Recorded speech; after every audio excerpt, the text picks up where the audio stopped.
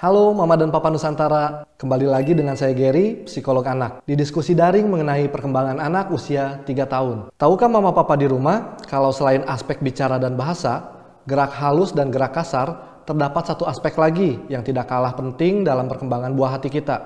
Untuk membahas satu aspek ini, seperti biasa, saya di sini telah mengundang seorang papa untuk berdiskusi dan berbagi pengalaman secara daring.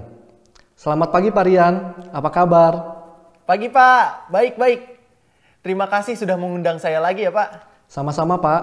Anak Bapak usianya sudah 3 tahun kan ya Pak? Iya Pak, sudah 3 tahun nih beberapa minggu lalu. Jadi aspek apa Pak selain gerak halus, gerak kasar, dan bicara bahasa anak?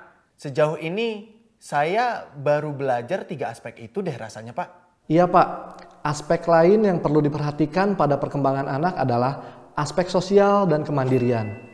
Aspek ini fokus kepada kemampuan anak untuk merawat dirinya sendiri dan juga mampu berinteraksi dengan orang lain.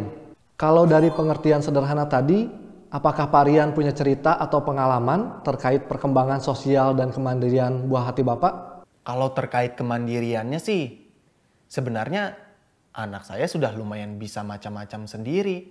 Seperti main, makan, minum, dan sikat gigi itu udah sendiri Pak. Walaupun masih butuh sedikit bantuan sih. Berarti aspek kemandirian ini juga ada tahapan-tahapannya gitu ya Pak? Seperti ketiga aspek yang lainnya. Iya Pak, benar sekali. Kemandirian anak juga ada tahapannya sesuai usianya Pak. Semakin besar usia anak diharapkan anak semakin mampu melakukan banyak hal secara mandiri. Karena kemampuan gerak halus dan gerak kasarnya juga kan semakin baik.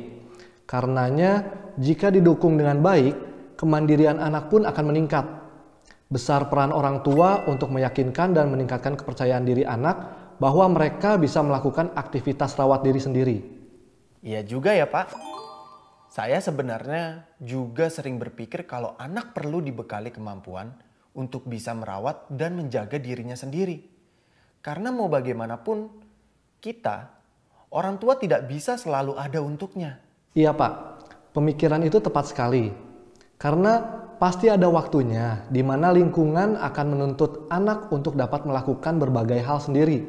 Dengan kita bekali kemampuannya sejak dini, kita membantu anak untuk di masa depan Pak. Lalu kemampuan apa Pak yang harus bisa dilakukan anak usia ini terkait kemandiriannya? Berdasarkan KPSP, di usia 36 bulan, kemampuan terkait aspek kemandirian yang diharapkan sudah dikuasai anak adalah kemampuan memakai sepatu sendiri.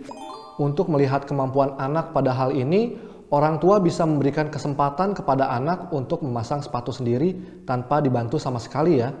Contohnya seperti pada video berikut ini.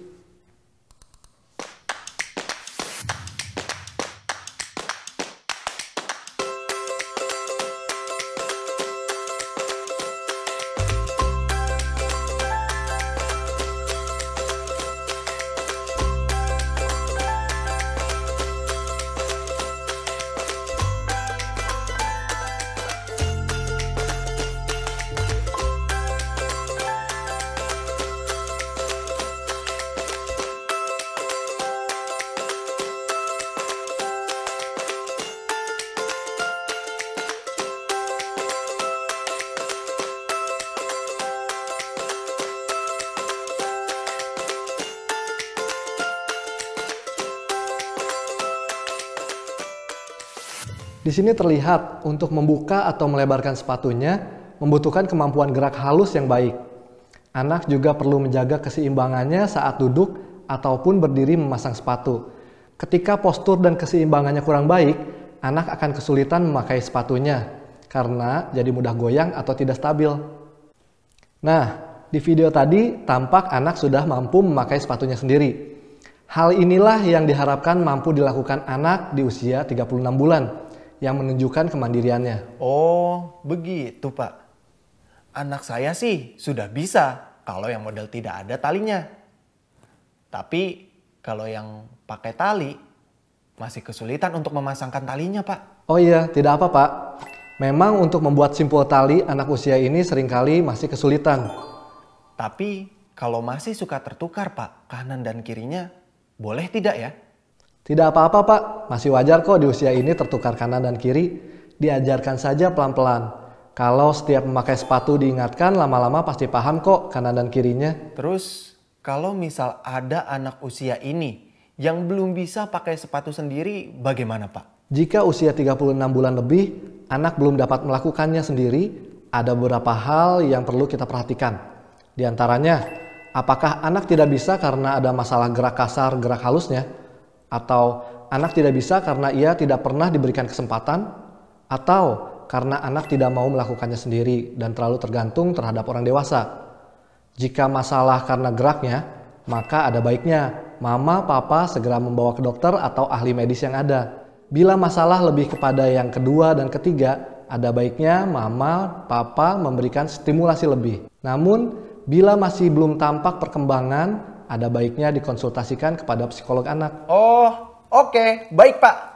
Terima kasih atas informasinya. Sama-sama Pak. Papa mama yang lain juga jangan lupa melihat aspek sosialisasi dan kemandirian anaknya juga ya. Selamat mencoba di rumah dan sampai jumpa.